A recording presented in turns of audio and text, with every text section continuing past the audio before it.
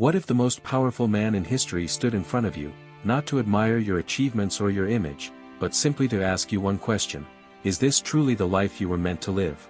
No anger. No judgment. Just a silence that pierces deeper than any rebuke. A silence that comes not from disappointment, but from recognition. Recognition that you, like so many, have drifted far from your own nature. That somewhere along the line, you stopped asking the only question that matters: what kind of person am I becoming? If Marcus Aurelius walked into your life today, he wouldn't be impressed by your apartment or your titles. He wouldn't ask how many people follow you or what you do for a living. He would listen, carefully, quietly, to how you speak about your own life. And in your voice, he would hear everything: your restlessness, your hidden fears, your longing to matter. He would not raise his voice. He would not need to. Because when someone who has faced death, betrayal, plague, war, and the weight of ruling an empire speaks, he doesn't need to shout. Truth does not shout. It simply stands there and waits to be heard. And you would hear it. In that moment, you would know, your excuses are too small. Your distractions are too loud. And your soul is starving for something more. You check your phone before you even get out of bed. Notifications, headlines, noise. You carry it into the shower, into meals, into conversations. You are never truly alone. And yet, you are lonelier than ever. Not because the world has turned its back on you, but because you've turned your back on your own stillness. Marcus knew that kind of loneliness. He ruled the known world but wrote his meditations alone, in the cold. Not for glory. Not for anyone else. Just to stay sane. Just to stay human. Each morning he returned to himself, to remember who he was, and what he must do. He would ask, is my soul prepared for today? Am I living according to nature, or am I being pulled by passion, by fear, by vanity? He would look at you, not with contempt, but with concern. Because he would see the truth you already suspect, that you are constantly reacting, constantly reaching, constantly chasing. But rarely choosing. He would ask, who told you you needed more? And you wouldn't have an answer. Because it wasn't a person, it was the world around you. The constant hum of comparison. The culture of urgency. The illusion that if you stop moving, you'll fall behind. But Marcus would say, fall behind what? Because what is the race? And where does it lead? He would remind you, there is no finish line for desire. The more you feed it, the hungrier it grows. The more you chase happiness in things outside yourself, the more those things own you. He would tell you what he told himself: you have power over your mind, not outside events. Realize this, and you will find strength. But not the kind of strength that flexes or dominates. The quiet kind. The kind that doesn't need applause. The kind that can sit still in a storm. And if you argued, said you're overwhelmed, said the world today is more complicated than it ever was, he would listen. And then he would say, yes. But has human nature changed? Do you not still fear? Do you not still crave? Do you not still die? Because beneath the noise, the code, the concrete, and the endless scroll, nothing has changed. You still wake up and ask, why am I doing this? You still go to bed wondering if any of it matters. You still ache for peace, for clarity, for meaning. He would not give you a new app, a new system, or a new technique. He would give you a mirror. A mirror that reflects not your face, but your character.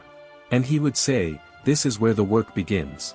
He would ask, are your actions aligned with your principles? Do you even know what your principles are? And the silence that followed would be the first honest moment you've had in a long time. Marcus didn't write to impress. He wrote to survive.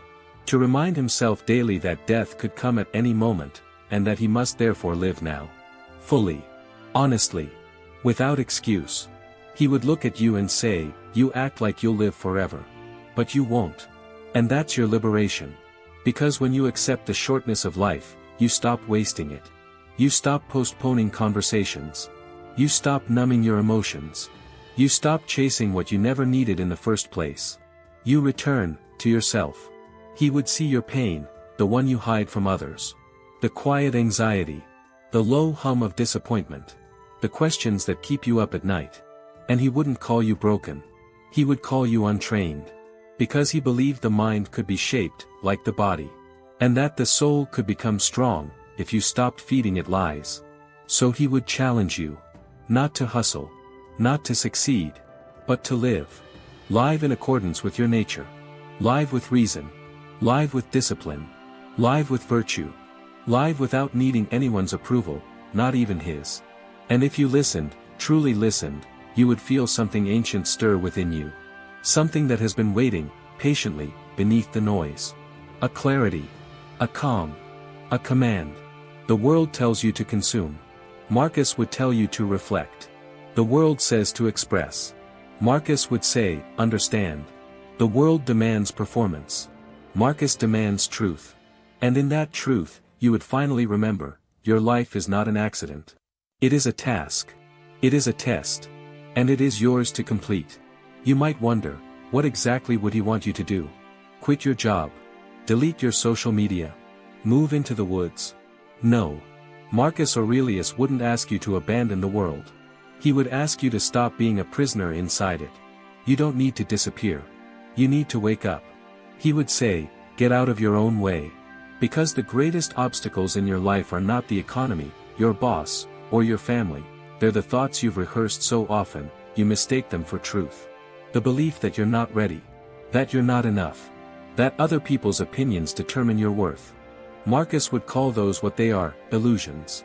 He would teach you not to fight them with willpower, but to dissolve them with reason. He would ask, where is it written that you must please everyone? Where is it written that failure is fatal? Where is it written that comfort is the goal of life? And you wouldn't have answers. Only habits. But he would remind you, habits are not fate. They're just grooves in the mind. And every day is a chance to carve a new one. You might tell him about your stress. About how everything feels urgent. That you're constantly busy, constantly chasing, constantly behind. He would nod. He lived with pressure. With armies at the borders. With betrayal in his court. With death all around. He had every reason to lose his mind, but he didn't.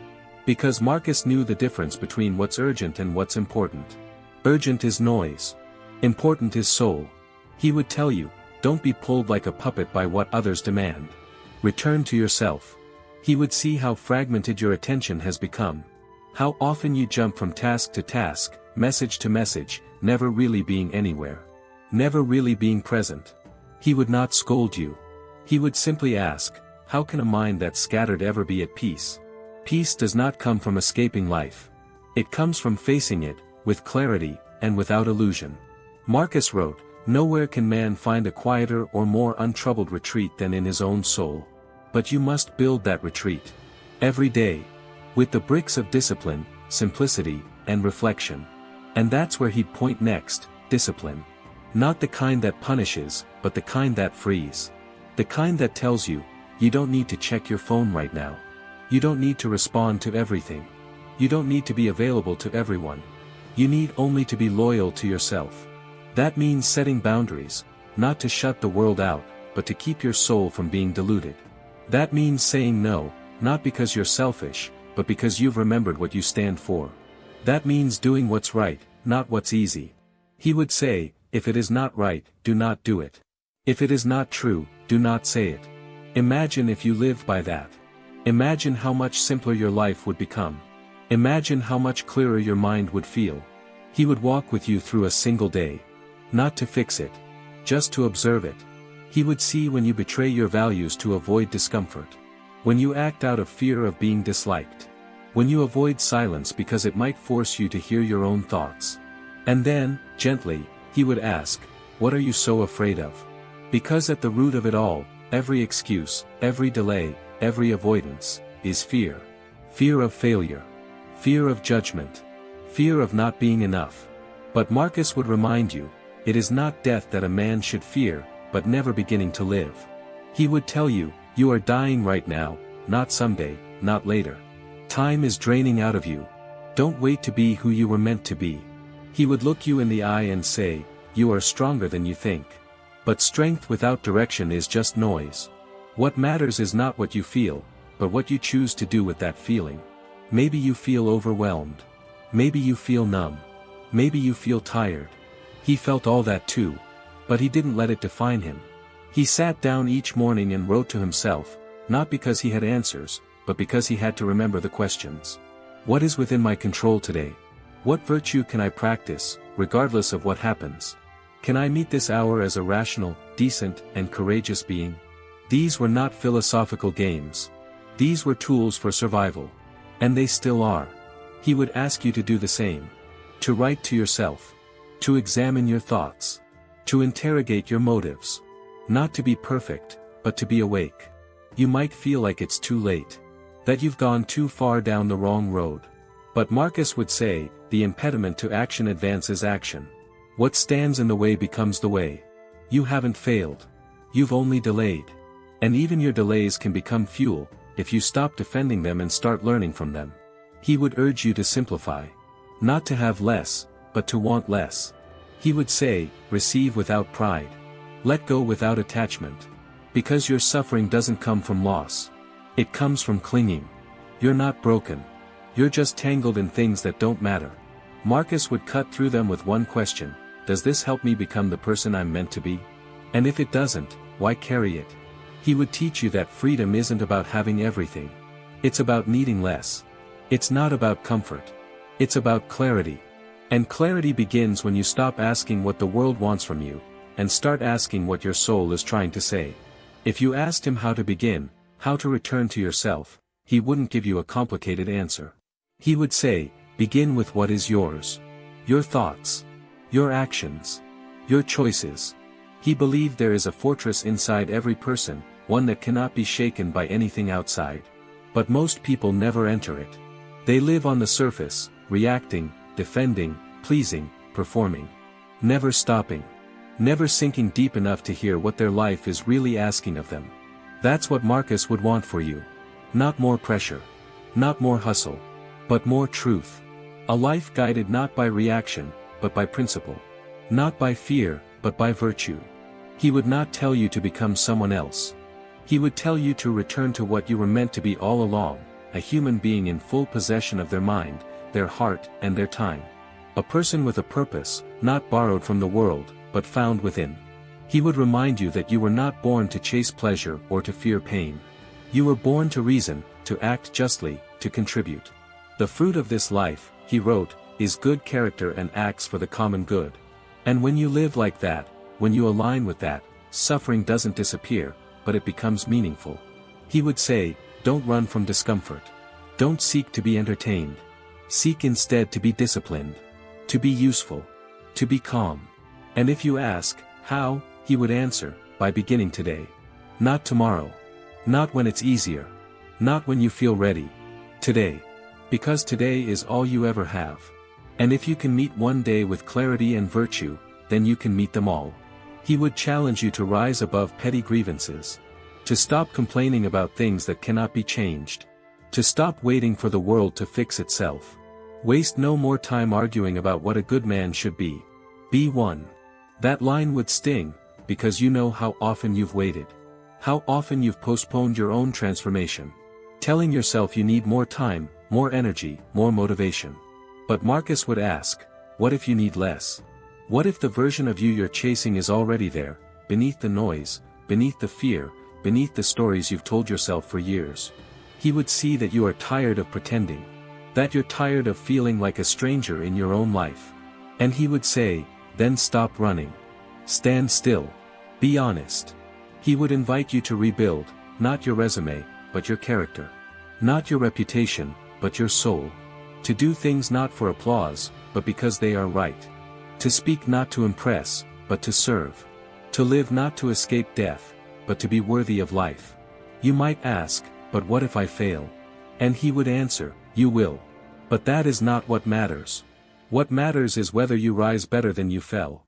Failure, to Marcus, was never disgraceful. Only fleeing from responsibility was. He admired strength, but the quiet kind. The kind that faces loss without bitterness. The kind that meets injustice with patience.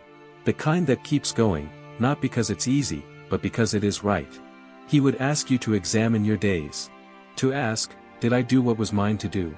Did I act with courage? Did I tell the truth? Did I help someone, even a little? That's all. No grand speeches. No perfect outcomes.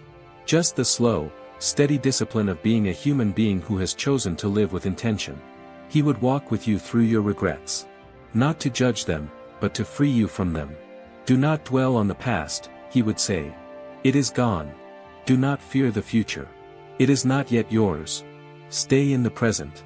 That is where your power is. He would see how your mind races, always calculating, always preparing, always fearing. And he would say, if you are distressed by anything external, the pain is not due to the thing itself, but to your estimate of it, and this you have the power to revoke at any moment. He would ask you to take responsibility, not for everything, but for your own soul. For your thoughts. For your actions. For the way you show up in the world. Not because you are to blame, but because you are free. And he would leave you with one final challenge, to live in such a way that if you were to return tomorrow, he would see a different person. Not because you've become someone else, but because you've become yourself. He would look at you, not as a student or a follower, but as a fellow traveler. Someone walking the same road, not toward perfection, but toward integrity. Not toward control, but toward peace. And you would realize, perhaps for the first time, that your life doesn't need to be spectacular. It needs to be honest. It needs to be lived on purpose. And it needs to begin now. Because that's what he would say most of all, begin now. Maybe after all this, you'd ask him, but what's the point of it all, really?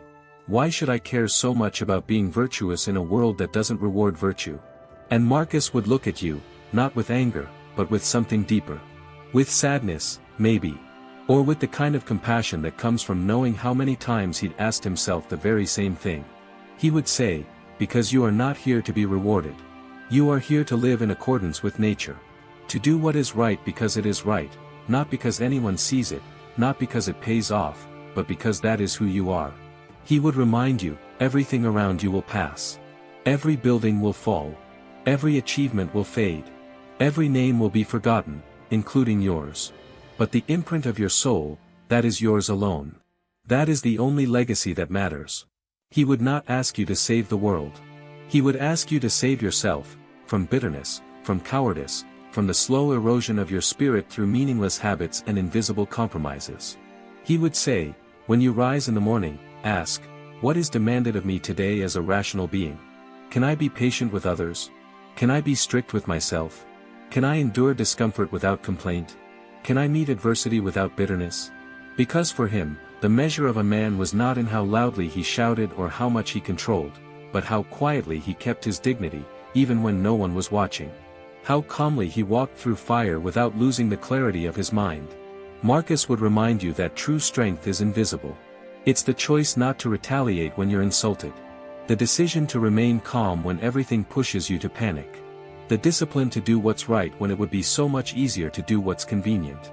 He would say, don't become what you hate just because the world is chaotic. Stay rooted. Stay inwardly free. He would see how easily your peace is stolen. A headline, a comment, a delay, a glance, and suddenly your whole day collapses. But he would remind you, the mind adapts and converts to its own purposes the obstacle to our acting.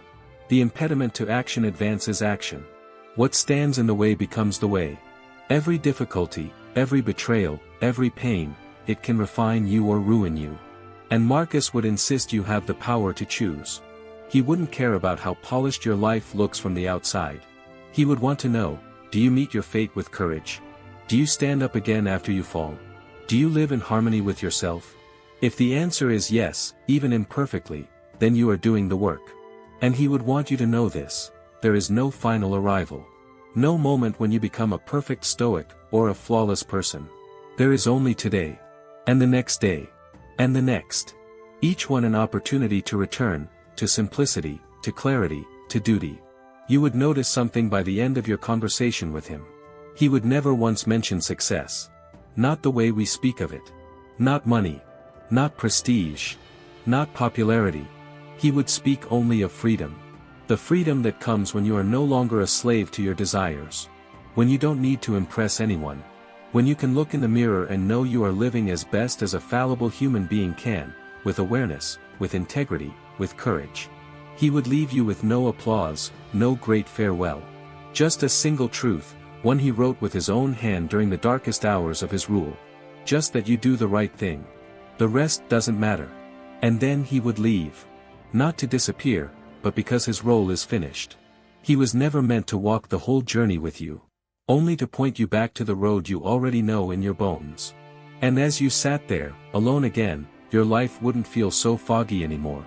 You would see it, maybe for the first time, not as a performance, not as a race, but as a chance. A sacred, terrifying, beautiful chance to live on purpose. To start over. To become silent where you used to shout. To listen where you used to interrupt. To rise early, speak truth, act with calm, let go of outcomes, and greet the day, not with fear, but with readiness. You might not become a philosopher. You don't need to. You only need to remember what Marcus Aurelius would say, if he saw you today. He would say, "You were not made to hide. You were not made to scroll your life away. You were not made to drown in other people's noise. You were made to think. To act. To grow. To serve. To love. And above all, to remember this. You are still free."